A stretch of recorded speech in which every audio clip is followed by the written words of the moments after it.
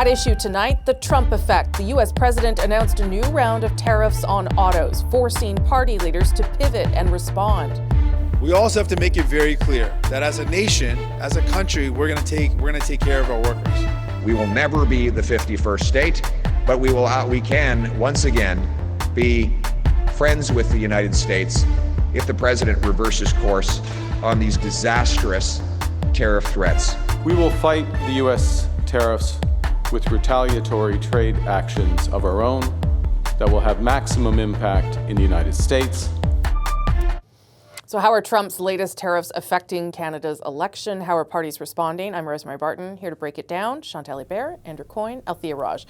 We all knew this was going to happen at some point, and now it has. And it is interesting to see how people are responding or not to all of this.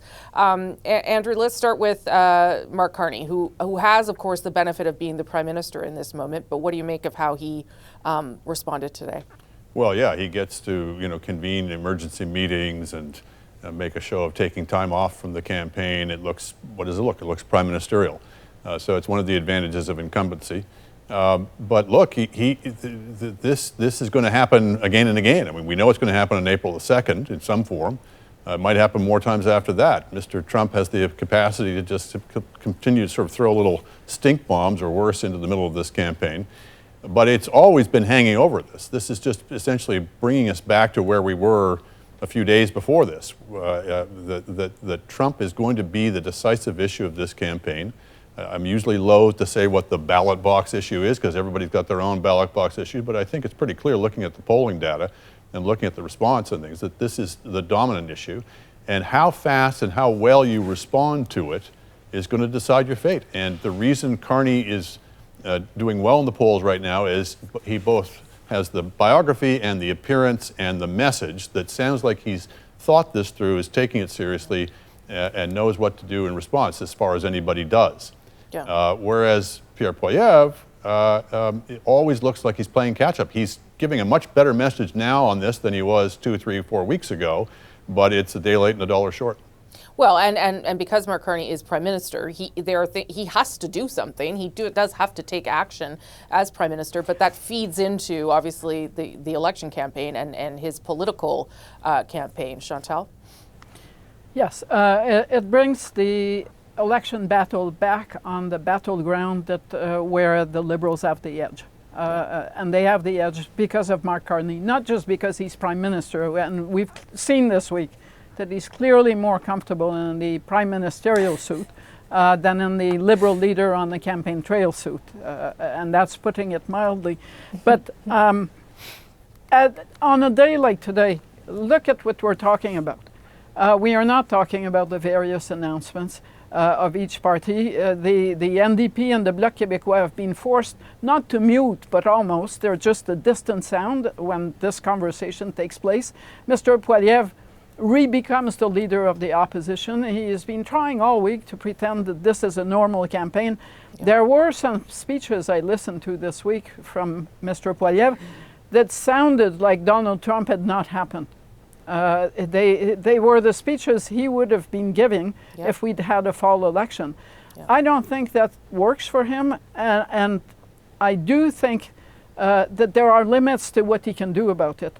One, because he cannot be shooting at Mark Carney, Prime Minister, as he engages with Donald Trump. Right. And two, because when Mark Carney meets the premiers, he is doing so from a position of relative strength in the polls, which makes them say, we need to get along with this guy because he might be around in a month. Mm-hmm. As opposed to if he were way behind in the polls and everyone knew that this was just a temporary job. So the dynamics give the Liberals the edge, and they will continue to do so because the Trump thing is going to last for more than 24 hours. It was pretty stark today to see, the Prime Minister's podium and flags behind him, and then Pierre Poilievre out in BC trying to campaign as usual by promising this top up to the tax-free savings account. He talked about Trump, but it wasn't about Trump, and it's perplexing to me. Althia, what did you make of it?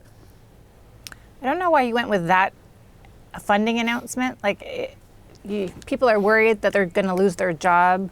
The announcement is, if you have extra money, I'm going to help you save more of it. That seemed to be a mismatched tone. But I think that speaks to the word that was probably missing in Andrew's laundry list, which is tone. I think one of the reasons that the Liberals have surged in the polls, and we've seen that the switchers have mostly moved over to the Liberal camp because of Donald Trump, is because of tone, because Mr. Carney has this like calm demeanor, like a big sweater, like don't worry, it's going to be fine, I gotcha.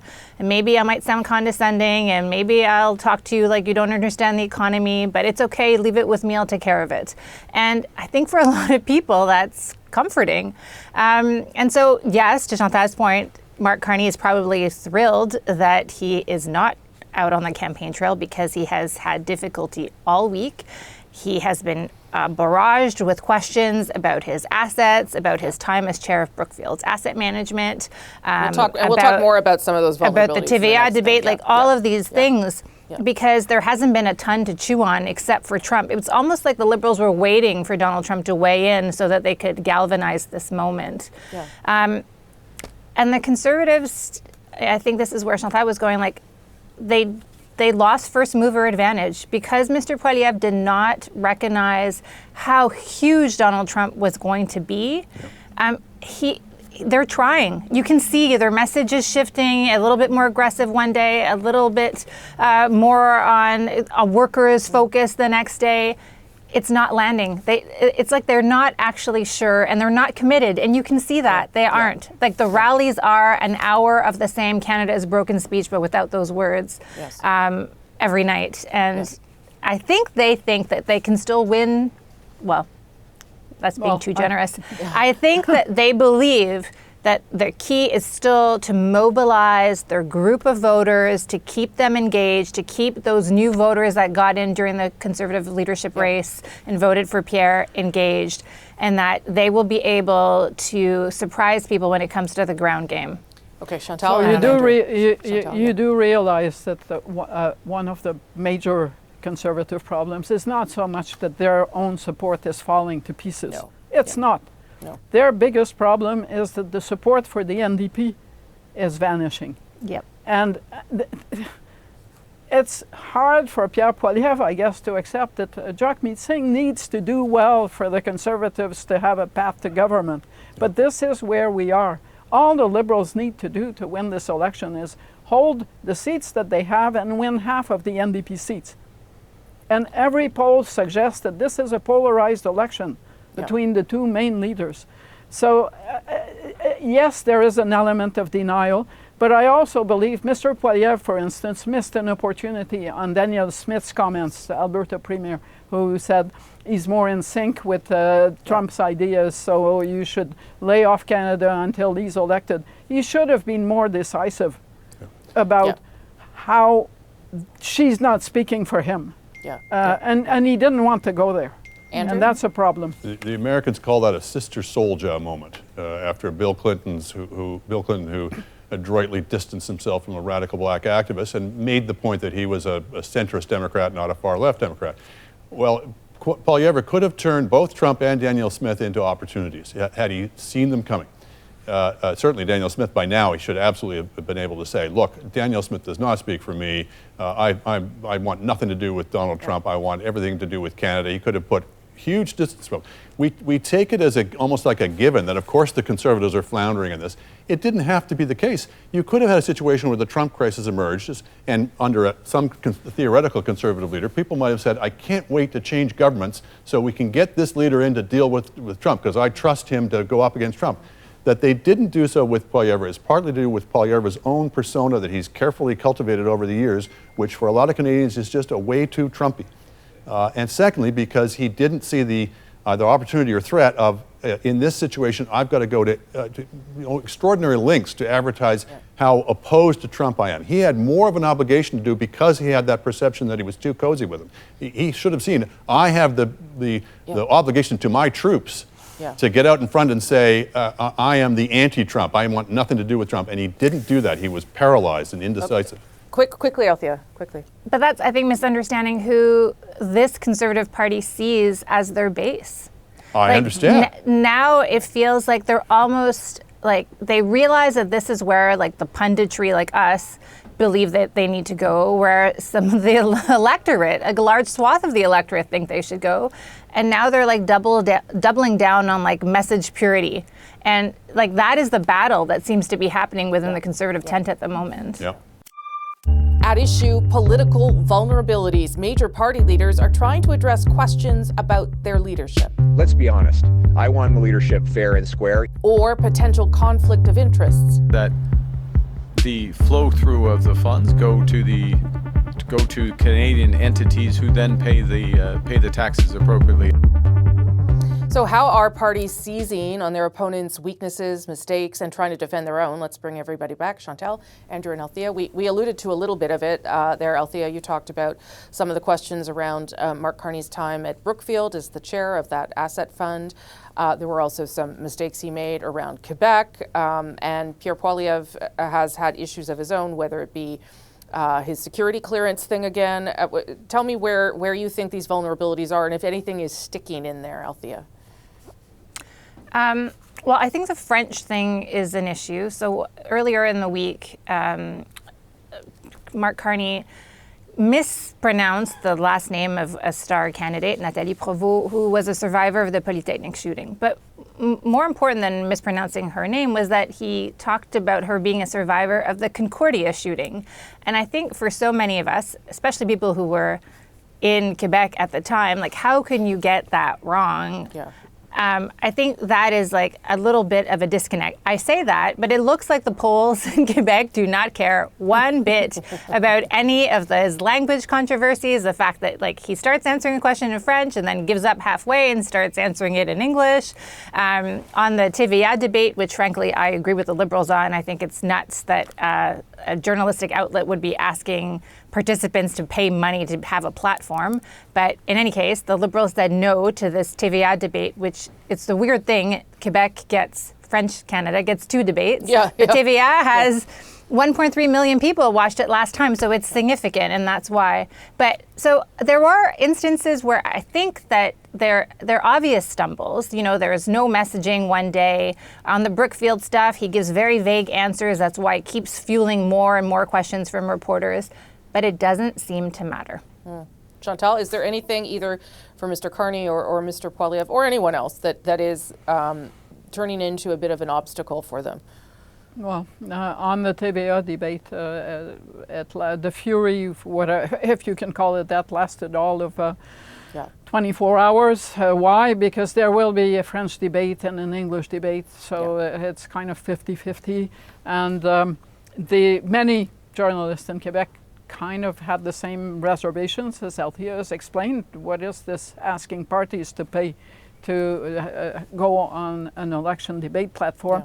Mr. Carney lucked in with the Polytechnic and the shooting and the mistake. Well, at first he didn't say nothing happened. There was a shooting at Concordia, so it made it easier to say it was a mistake. But it also went away because he apologized really quickly. He did. And the candidate he was speaking about gave him a pass, which she should.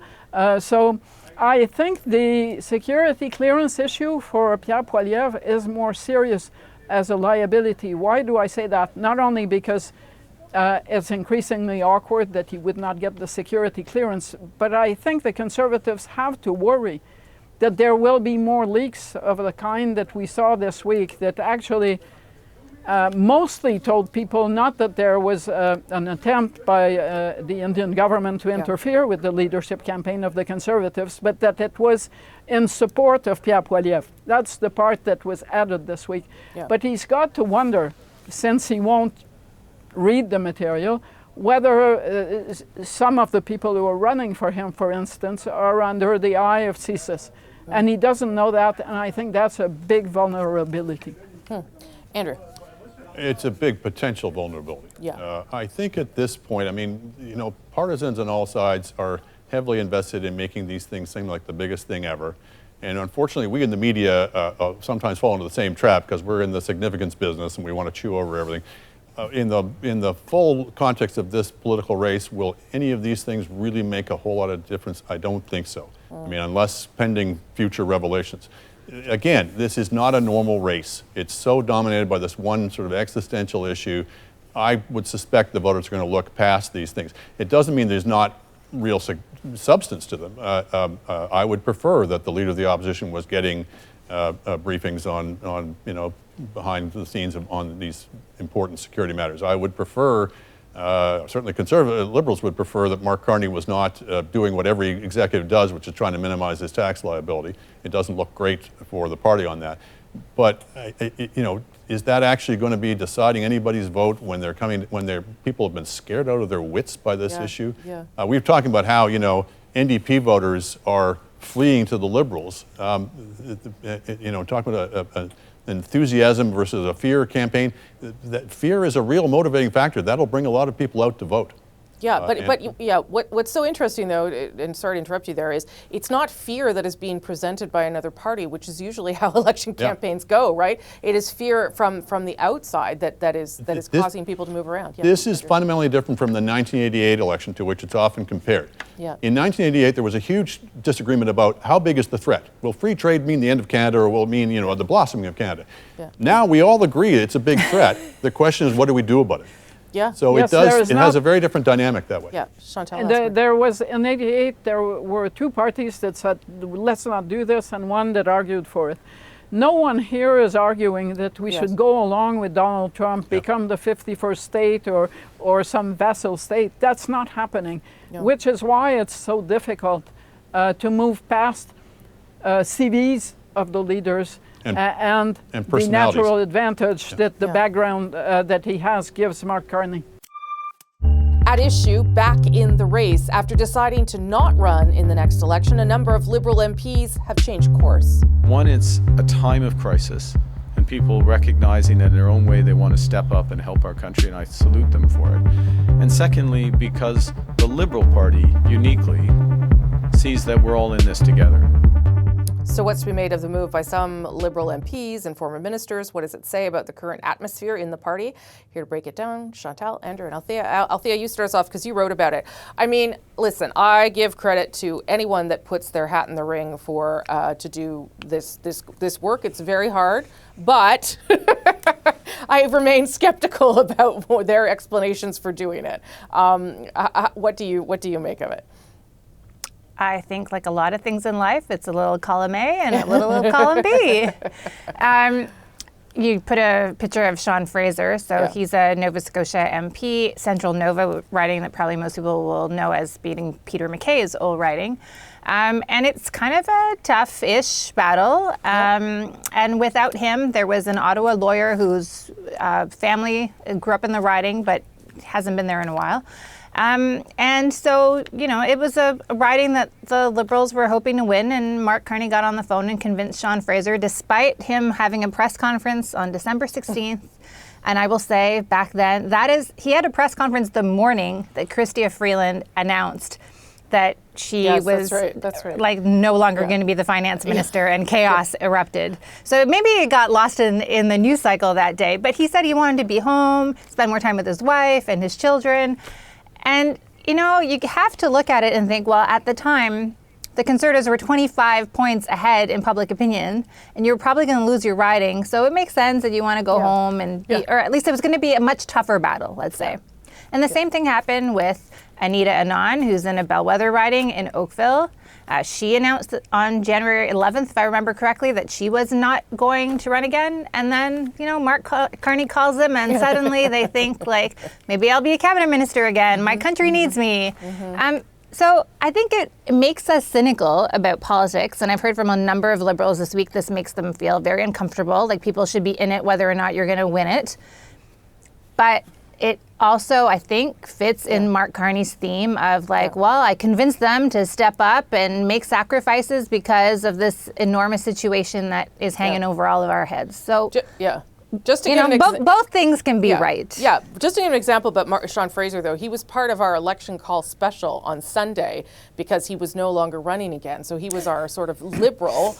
And then Monday, he gets a phone call and suddenly he's running again. I mean, that's how quickly that all unfolded. Anyway, Chantal, your take.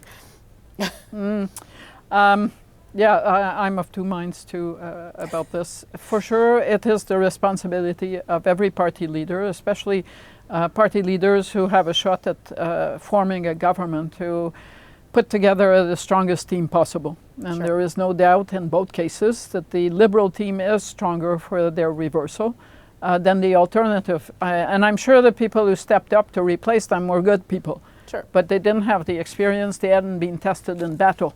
So it is awkward. I also believe that each of them decided to leave having convinced themselves that Justin Trudeau was sticking around for the next campaign. And having decided that they were not going to stick around for what they saw as a terrible defeat. So, and now, with Mark Carney coming in, different style, a new PMO, and possibly a much easier battle in both cases, they want back in. But if you were Mark Carney, you probably would have wanted to try to get both Anita Anand and Sean Fraser back. Yeah. Last word to you, Andrew. Well, you know, it's easy to mock. So let's start. Look, I don't feel inclined to judge them for not wanting to run in a no-win situation. Most people in most jobs don't feel obliged to take on a dead-end, no-hope job that's not going to advance their career, not going to do anything for their families. The difference is you got to own it. Business of, even the business of saying I'm retiring to spend more time with their family. If they wanted to spend more time with their family, they wouldn't have gone into politics in the first place. It's widely mocked as a convenient excuse that nobody actually means. Yeah. And this is one of those moments where you find out how little it actually means. So fine, if you want to don't run or run, do so for your own best interest, but don't give us this pious thing of my country needs me. Your country, if your country needs you, your country needed you a month ago too. Only you couldn't be bothered at that point. So just spare us the piety. For people who are listening to this on the podcast, when Andrew said that, I almost fell off my chair.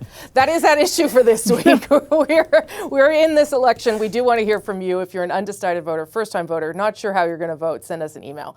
ask@cbc.ca. I'm Rosemary Barton. Thanks for watching.